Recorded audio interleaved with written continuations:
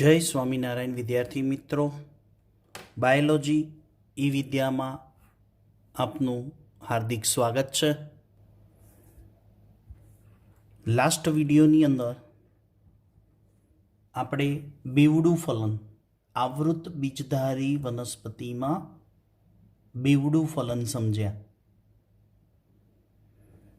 હવે એ ફલન થાય, એ ફલન બાદ જે અંડક છે, જેને આપણે બીજાંડ કહીએ, એ બીજાંડ બીજમાં રૂપાંતર થાય અને જે બીજાશય છે એ ફળમાં રૂપાંતર થાય।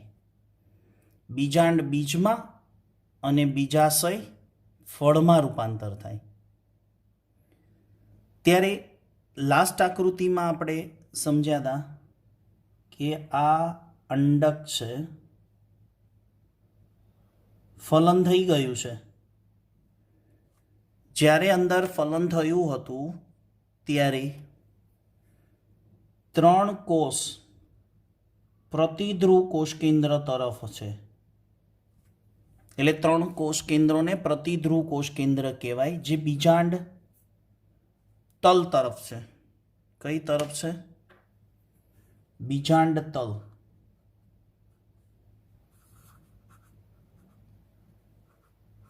ઓકે, અને આ ભાગે જે ફલન થાય છે, અહીંયા બેવડું ફલન થઈ અને જે બીજાંડ છિદ્ર તરફ જે બન્યું એ દ્વિકીય કોષ કેન્દ્ર। ચોખાનું ઉદાહરણ લીધું હતું। દ્વિકીય કોષ કેન્દ્ર એટલે નરજન્યુ તરફથી 12 રંગસૂત્રો અને માદાજન્યુ તરફથી 12 રંગસૂત્રો। તો જે યુગ્મનજ રચના થાય કે જેમાંથી નવી સંતતિનું નિર્માણ થવાનું છે, એટલે કે યુગ્મનજ, આ દ્વિકીય કોષ કેન્દ્ર છે 2n, એમાંથી ભ્રૂણનું નિર્માણ થશે અને સેન્ટરની અંદર જે 3n કીધા હતા, કોષ કેન્દ્રો 3 છે, 3 ભેગા થઈને એક કોષ કેન્દ્ર થઈ જાય, એટલે ફલન બાદ કોષ કેટલા દેખાય? એમસીક્યુ નીટમાં પૂછાઈ ગયો છે, ફલન બાદ કોષ કેટલા? 1 2 3 4 અને 5, પણ કોષ કેન્દ્રો કેટલા એની માહિતી વિડીયોમાં હતી। 1 2 3, અહીંયા 3 હોય એટલે 3 6 અને અહીંયા 2 હોય એટલે 8। પણ જ્યારે ફાઇનલ આ રીતની રચના થાય ત્યારે ત્રિકીય કોષ કેન્દ્ર, એટલે કે 3 કોષ કેન્દ્રો છે અંદર, એટલે એને 3n કહીશું। તો અહીંયા રંગસૂત્રોની સંખ્યા શું હોય? કોમેન્ટ બોક્સમાં લખવાનું। ચોખાનું ઉદાહરણ લીધું છે આપણે, તો 2n અહીંયા બને છે યુગ્મનજ, એની અંદર રંગસૂત્રોની સંખ્યા મેં કીધી 2n, એટલે n બરાબર 12, n બરાબર 12 એટલે 12 × 24। તો ભ્રૂણની અંદર હવે નવી સંતતિ ભ્રૂણ બનશે, એમાંથી નવી સંતતિનું નિર્માણ થશે, ત્યારે એ સંતતિમાં 24 રંગસૂત્રો હશે। પણ જ્યારે ત્રિકીય કોષ કેન્દ્ર છે 3n, જેમાંથી ભ્રૂણપોષનું નિર્માણ થાય છે, કોનું? ભ્રૂણપોષનું। એ 3n ભ્રૂણપોષનું જે નિર્માણ થાય એ 3nમાં કેટલા રંગસૂત્રો હશે? મને જવાબ આપવાનો છે કોમેન્ટ બોક્સમાં। તો આપણે મુખ્ય વાત શું છે? ફલન બાદ બીજાંડ બીજમાં રૂપાંતર થયું અને બીજાશય સમગ્ર ફળમાં રૂપાંતર થયું, પણ અહીંયાથી 2n છે ને એમાંથી ભ્રૂણનું નિર્માણ થશે અને 3nમાંથી ભ્રૂણપોષનું નિર્માણ થશે। બધા યાદ રાખવાનું છે, અગત્યનું છે। હવે ભ્રૂણ અને ભ્રૂણપોષ બંનેનો વિકાસ સાથે શરૂ થાય,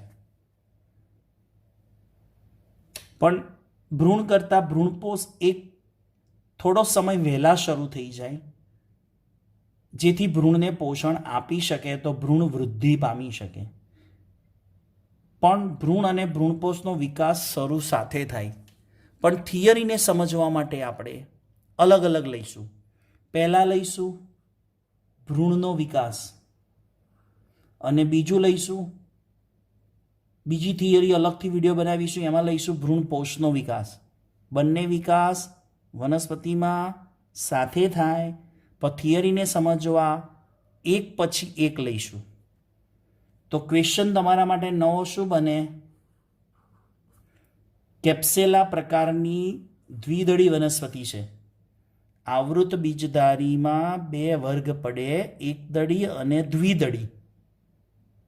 એ દ્વિદળીમાં એક ઉદાહરણ છે કેપ્સેલા. કેપ્સેલા નામની વનસ્પતિ છે, યાદ રાખજો. એ કેપ્સેલા પ્રકારની દ્વિદળી વનસ્પતિમાં ભ્રૂણ વિકાસ સમજાવો. કેપ્સેલા પ્રકારની દ્વિદળી વનસ્પતિમાં ભ્રૂણ વિકાસ સમજાવો. અથવા થિયરી પૂછાય, સમજાવો ભ્રૂણ વિકાસ.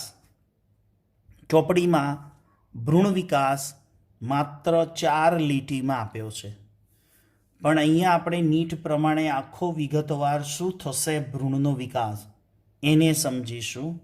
એટલે સમગ્ર ટોપિક આપણો આ એકોર્ડિંગ નીટ પ્રમાણે રહેશે. એનસીઆરટીમાં તો 4 થી 5 લાઇનની અંદર ભ્રૂણ વિકાસ કેવી રીતે થાય છે એ સમજાયો છે, પણ એકોર્ડિંગ નીટ આખી કમ્પ્લીટ માહિતી ડીપલી નામ નિર્દેશન સાથે અહીંયા ડ્રો કરી છે. એની પીડીએફ તમને મોકલવામાં આવશે. પણ આ જે સમજૂતી છે ને એ વિડીયોમાં જોતા આકૃતિ તમને નાની છે, નામ નિર્દેશન બહુ નાના અક્ષરમાં થયેલું છે. એટલે આ થિયરીને હું તમને એક રંગીન સ્કેચ પેનથી ડ્રો કરીને 1 બાય 1 જે ભાગ છે 1, 2, 3, 4, 5, 5 અને આ 6 આ સ્ટેપ છે. આ પહેલું સ્ટેપ, આ બીજું સ્ટેપ, આ ત્રીજું સ્ટેપ, આ ચોથું સ્ટેપ, પછી અહીંયાથી ગાડી આમ જાય છે જો, આ 5મું સ્ટેપ અને પછી અહીંયા આવે છે આ 6થું સ્ટેપ. 1 બાય 1 એક એક સિમ્પલ આકૃતિ ડ્રો કરીને સમજીએ છીએ. ચલો રેડી? તો આપણે સમજીશું કેપ્સેલા પ્રકારની વનસ્પતિમાં ભ્રૂણ વિકાસ.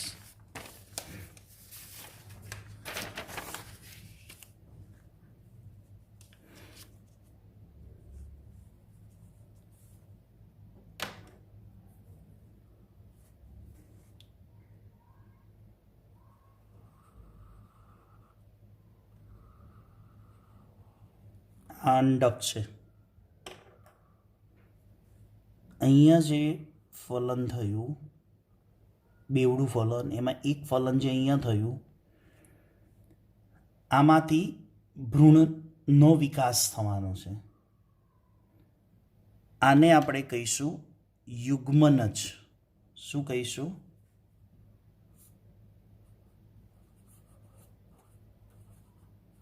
યુગ્મનજ. અને યાદ રાખજો, એટલા માટે યાદ કરાવું છું કે જરૂરી છે. આ ભાગને આપણે અંડકનો કયો ભાગ કહીશું? બીજાંડ તલ.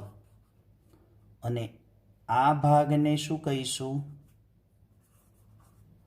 બીજાંડ છિદ્ર તરફનું. તો અત્યારે યુગ્મનજ કઈ બાજુ છે? એનું નિર્માણ બીજાંડ છિદ્ર તરફ થાય. ખ્યાલ આવશે કે ત્યાં અંડક છિદ્ર છે અને 2 સહાયક કોષ હતા અને ત્યાં 2 નરજન્યુઓ સહાયકમાં દાખલ થયા. એકનું ફલન અહીંયા અંડકોષ સાથે કર્યું એટલે યુગ્મનજ કેવું છે? 2n. હવે સમગ્ર અંડક આકૃતિમાં હું નહીં દોરું, યુગ્મનજ દોરીશ. આગળ જુઓ. હવે જે યુગ્મનજ છે એનું અનુપ્રસ્થ વિભાજન થશે.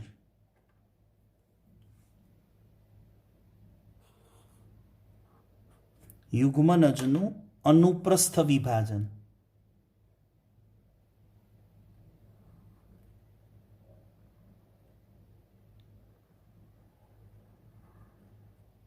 આ યુગ્મનજ છે એનું અનુપ્રસ્થ એટલે આડું વિભાજન થાય.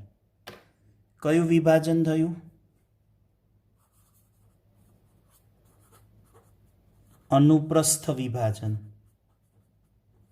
એટલે આડું વિભાજન થયું. તો યુગ્મનજમાંથી શું બન્યા?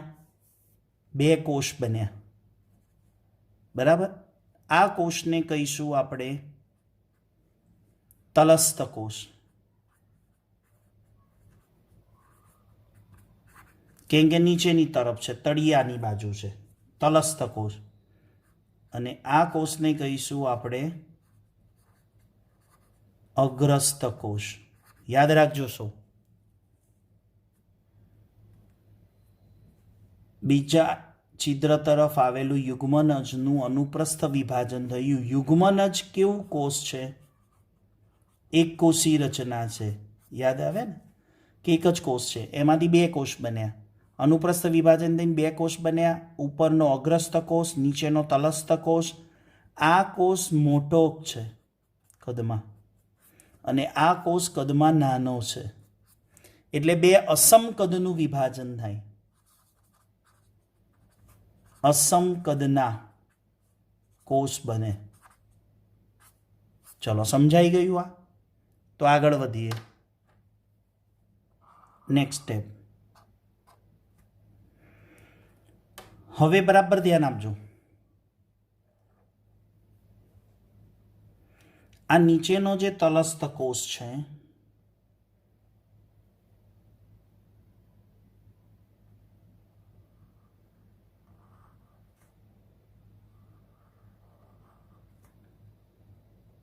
એ તલસ્થ કોષનું અનુપ્રસ્થ વિભાજન થયું. અહીંયા મેં બ્લેક લાઈન કરી, એટલે અનુપ્રસ્થ વિભાજન કોનું થયું?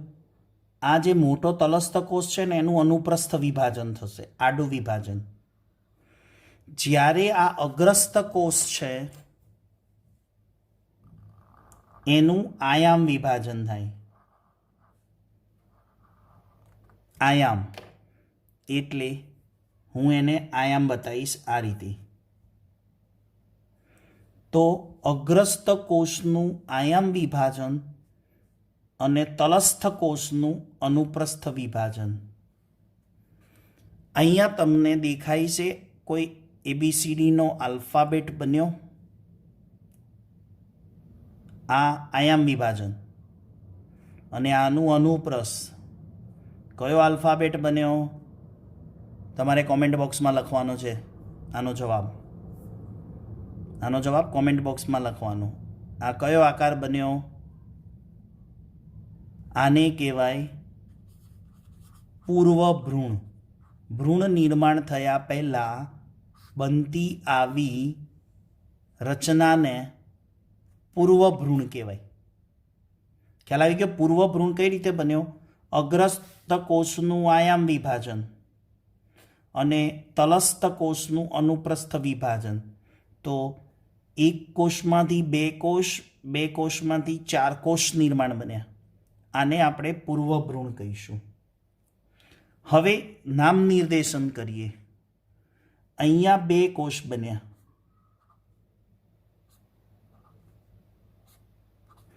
તલસ્થનું અનુપ્રસ્થ વિભાજન થવાથી 2 કોષ બને કે નહીં? તો આને કહીશું બીજાંડ છિદ્રીય તલસ્થ કોષ. કયો કહેવાય? બીજાંડ છિદ્રીય તલસ્થ કોષ. અને આ તલસ્થ કોષનો ઉપરનો ભાગ છે એટલે બીજાંડ તલીય તલસ્થ કોષ. તો તલસ્થ કોષ 2 બન્યા. એક બીજાંડ છિદ્ર તરફ રહેશે અને એક ઉપર, એટલે બીજાંડ તલ તરફ. એટલે આ ઉપરના કોષને બીજાંડ તલીય તલસ્થ કોષ કહેવાય, નીચેના કોષને બીજાંડ છિદ્રીય તલસ્થ કોષ કહેવાય. અને આ તો આપણે આગળ નામ આપીતું એ જ છે અગ્રસ્થ કોષ. તો 4 કોષીય અવસ્થા રચના થઈ. હવે શું થાય છે વિદ્યાર્થીઓ? જુઓ આગળનું સ્ટેપ.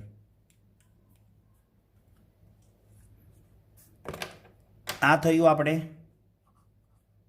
સ્ટાર્ટિંગ. આ બીજું. આ ત્રીજું. હવે આપણે લઈશું ચોથું સ્ટેપ.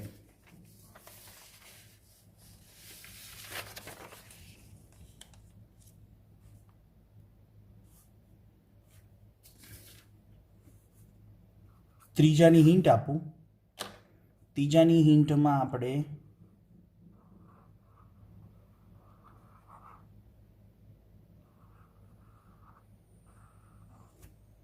આ રીતની રચના થઈ. ઓકે, 4 કોષી પૂર્વભ્રૂણ થયો.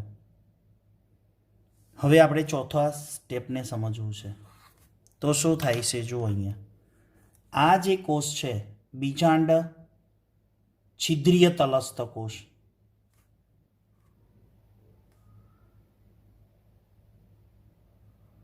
બીજાંડ છિદ્રીય તલસ્થ કોષ એનું ક્યારેય વિભાજન થતું નથી. હવે આ જે કોષ છે ને એનું ક્યારેય વિભાજન થશે નહીં. જ્યારે આ કોષ હતો ને એમાંથી શું થાય છે ધ્યાન આપજો. આ બીજાંડ છિદ્રીય તલસ્થ કોષનું ક્યારેય વિભાજન થતું નથી. જ્યારે બીજાંડ તલીય જે તલસ્થ કોષ છે એનું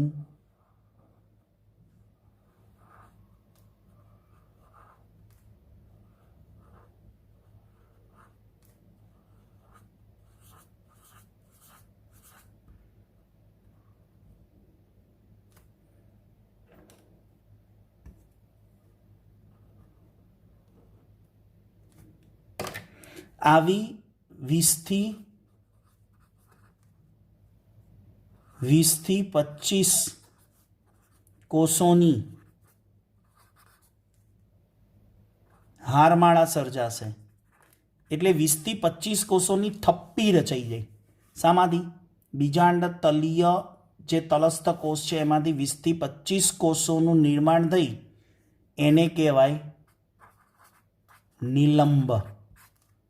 આને કહેવાશે નિલંબની રચના.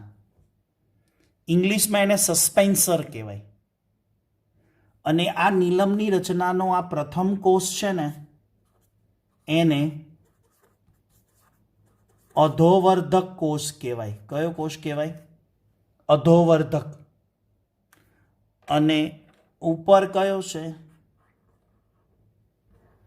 આપણે અગ્રસ્થ કોષનું આયામ વિભાજન થયું હતું એ આપણો જે શરૂઆતનો પહેલો કોષ હતો ઉપર એ અગ્રસ્થ કોષ. સમજાય છે? તો આ ચોથું સ્ટેપ. તો આવું નિલંબ બનવાનું કારણ શું? તો હું અહીંયા સમજાવવાનો પ્રયત્ન કરું તમને સ્ટેપ. આ અંડક છે. આ બધું અંદર જ થાય ને. આ વિભાજન ન પામતો તલસ્થ કોષ અને વિભાજન પામીને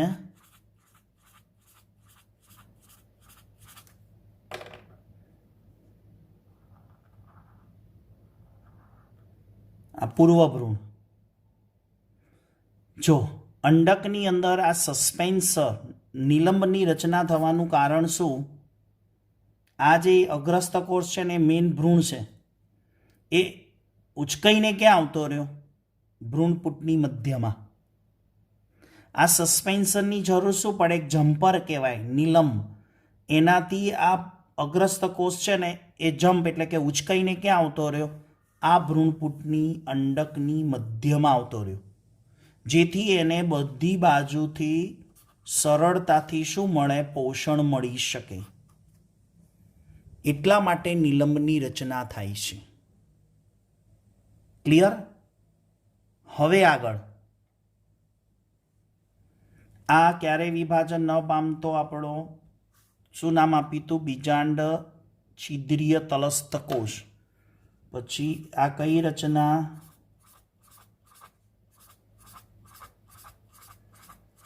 નિલંબ સસ્પેન્સર. એના ઉપર કઈ રચના છે? આ 2 કોષીય અવસ્થા અગ્રસ્થ કોષ છે. હવે તમારે વિચારવાનું છે. એક આઈડિયા આપું. આ અગ્રસ્થ કોષનું અગાઉ આયામ વિભાજન થયું હતું, રાઈટ? આયામ વિભાજન થઈને 2 કોષ બનેલા. હવે તમારે આ અગ્રસ્ત કોષની જગ્યાએ એક સફરજન લેવાનું. સમજવા માટે નહીંતર વિભાજનમાં નહીં ખબર પડે. ઉદાહરણ તરીકે અગ્રસ્ત કોષ તરીકે તમારે એક સફરજન લેવાનું. સમજવા માટે હું જે વાક્ય રચના બોલું છું ને એને સમજવા માટે તમારે એને એક સફરજન તરીકે લઈશું. સફરજનને ઊભું મૂકવાનું. આડું ઊભામાં ખબર પડશે ને, નીચે 4 એના ઢેકા હોય, બેઠક હોય, એના ઉપર સફરજનને ઊભું મૂકવાનું.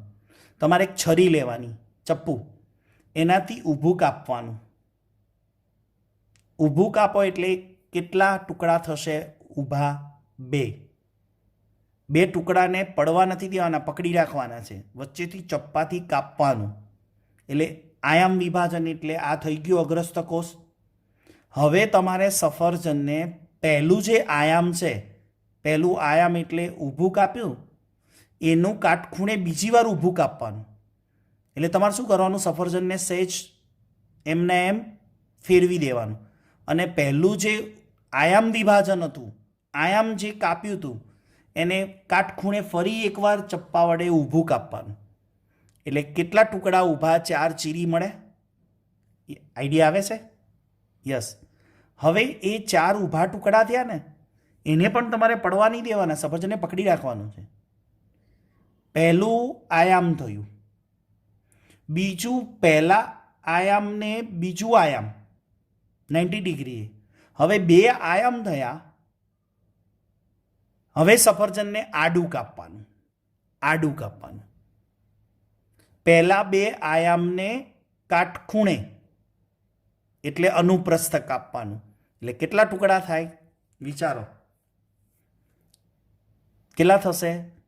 પહેલું આયામ કાપ્યું તો 2, એને બીજું 90 ડિગ્રી આયામ કાપવાનું એટલે આયામ વિભાજન થાય તો 4. હવે એને આડું કાપવાનું એટલે અનુપ્રસ્થ વિભાજન, તો શું થયું? 8 બને કે નહીં ટુકડા?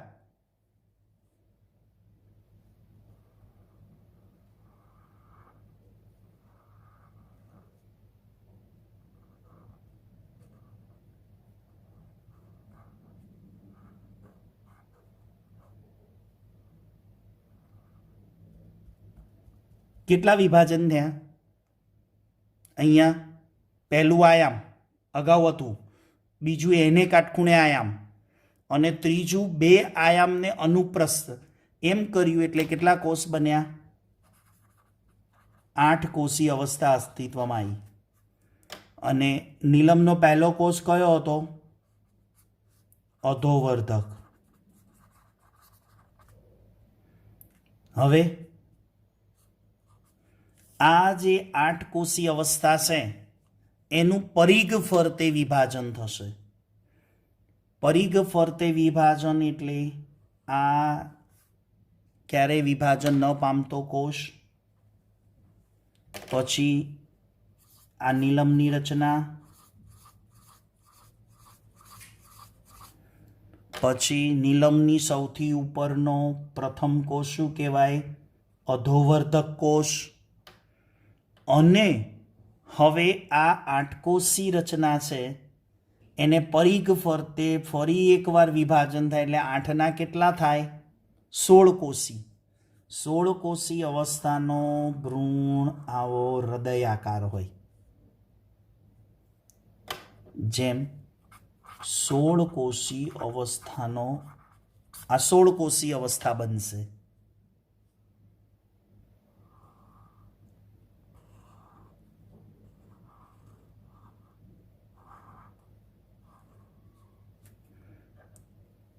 એક, બે, 3, 4, 5, 6, 7, 8 થઈ ગયા. એને ફરતે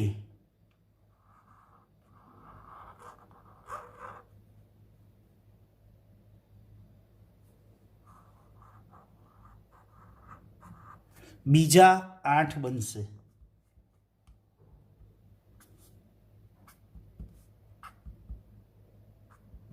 બરાબર? ગણવાના નથી, પણ 16 કોષી અવસ્થા એટલે હૃદયાકાર ભ્રૂણ. યાદ રાખવાનું, હૃદયાકાર ભ્રૂણની રચના થશે. 16 કોષીય અવસ્થા હૃદયાકાર ભ્રૂણની રચના થાય. હવે નેક્સ્ટ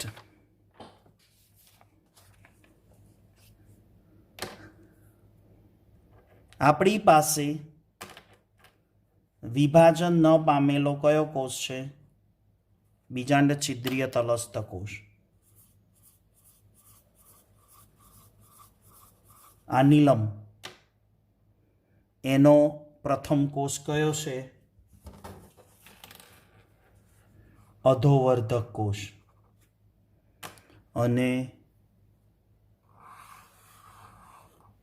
આ હૃદયાકાર ભ્રૂણ એમાં સમજવા માટે 16 કોષી છે ને, એટલે 8 કોષીય રચના અને આ 8 કોષીય એટલે 16 કોષ થયા. 8 કોષ અને 8 કોષ. હવે આને કહેવાશે અગ્રસ્થ અષ્ટક. શું કહેવાય? અગ્રસ્થ એટલે આગળનું અષ્ટક અને આ તલસ્થ અષ્ટક. અથવા બીજા શબ્દોમાં આને 8 કોષ અહીંયા 8 કોષ અહીંયા એટલે આને બીજાંડ છિદ્રીય. એટલે આ ભાગ આખો ક્યાં હોય? આવી રીતે અંડકમાં હોય ને, બીજાંડ છિદ્રીય અષ્ટક કહેવાય આ બાજુ તરફ. અને આને કયું અષ્ટક કહેવાશે? બીજાંડ તલીય અષ્ટક કહેવાય. યાદ રહેશે? બીજાંડ છિદ્રીય અષ્ટક અને બીજાંડ તલીય અષ્ટક. હવે આપણી પાસે 2 અષ્ટક થયા 8 કોષના, બીજાંડ તલીય અષ્ટક અને બીજાંડ છિદ્રીય અષ્ટક. તો હવે ભ્રૂણમાંથી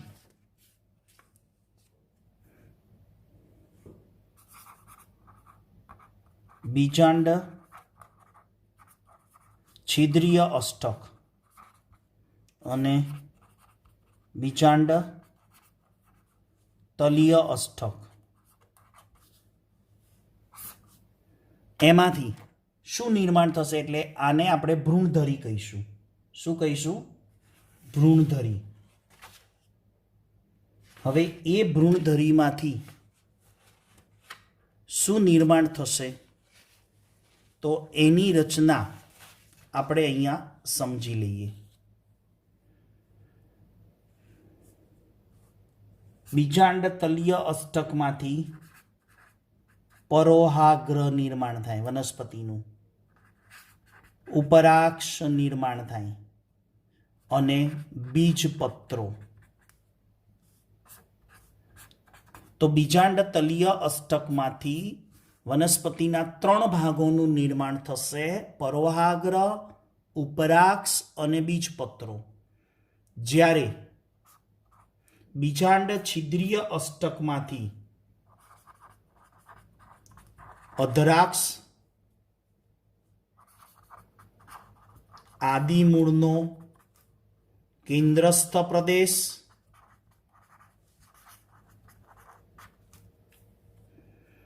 અધરાક્ષ અને આદિમૂળનો કેન્દ્રસ્થ પ્રદેશનું નિર્માણ થશે. આ યાદ રાખજો. આ આખી આપણી શું છે? ભ્રૂણધરી. હૃદયાકાર ભ્રૂણ છે, ભ્રૂણધરી. એ ભ્રૂણધરીમાંથી વનસ્પતિના બીજાંડ તલીય અષ્ટકમાંથી પરોહાગ્ર, ઉપરાક્ષ અને બીજપત્રો, જ્યારે બીજાંડ છિદ્રીય અષ્ટકમાંથી અધરાક્ષ, આદિમૂળનો કેન્દ્રસ્થ પ્રદેશ. જ્યારે નીલમની રચનાનો પહેલો કોષ હતો ને, કયો હતો? અધોવર્ધક. જે અધોવર્ધક કોષ હતો એમાંથી શાનું નિર્માણ થશે? આદિમૂળનો પરિઘ વિસ્તાર એટલે પરિઘ પ્રદેશ. નીટમાં પૂછાય છે, નીટ માટે ઇમ્પોર્ટન્સ છે. આ અધરાક્ષ છે. આ આદિમૂળનો કેન્દ્રસ્થ પ્રદેશ ક્યાંથી નિર્માણ થયો? બીજાંડ છિદ્રીય અષ્ટકમાંથી. જ્યારે આદિમૂળનો પરિઘ પ્રદેશ ક્યાંથી નિર્માણ થયો? અધોવર્ધક કોષમાંથી. આ રીતે સમગ્ર વનસ્પતિના ભાગોનું નિર્માણ થશે માત્ર એક યુગ્મનજમાંથી. શામાંથી? આ સમગ્ર રચના શામાંથી તૈયાર થઈ? શરૂઆતમાં શીખવાડ્યું હતું આ યુગ્મનજ, એમાંથી આ રચના તૈયાર થઈ. યુગ્મનજ એકકોષી રચનાથી, એમાંથી વનસ્પતિની બહુકોષી રચનાના બધા ભાગોનું નિર્માણ થશે. આને કહેવાય ભ્રૂણ વિકાસ. હવે આ સમગ્ર વસ્તુ અહીંયા સારી રીતે ડ્રોઈંગ કરી અને સમજાયેલી છે. નંબર 1, નંબર 2, અહીંયાથી આખા ક્વેશ્ચનને સ્ટેપ બાય સ્ટેપ સમજાયા છે. ત્યાર પછી 16 કોષી રચના બની એની પણ અહીંયા વાત કરી દીધી. હૃદયાકાર ગોળાકાર પુખ્ત ભ્રૂણ બન્યો. અહીંયા પાછળ હૃદયાકાર 16 કોષી અવસ્થાનો જે ભ્રૂણ છે એમાંથી 2 અષ્ટકની રચના એની પણ અહીંયા વાત કરી. અને પછી એમાંથી જે નિર્માણ થયા એ ભાગોના નામ પણ લખેલા છે. એને ભ્રૂણધરીનું નિર્માણ કહેવાય. તો આટલે સુધી આપણે એનસીઆરટીમાં 4 લીટી આપ્યું છે. અહીંયા આપણે ડિટેલની અંદર નીટ માટે સમજ્યા. આશા રાખું છું કે આ વિડીયો દ્વારા તમને કેપ્સેલા પ્રકારની વનસ્પતિમાં ભ્રૂણ વિકાસની પૂરી સમજ પડી હશે. છતાં પણ ઝૂમ લેક્ચર ઉપર તમને ક્યાંય ડાઉટ હોય તો એનું ડિસ્કશન મને પૂછી શકો છો. તો આવતા વિડીયો લેક્ચર સુધી સૌ વિદ્યાર્થી મિત્રોને HP સરના જય સ્વામિનારાયણ.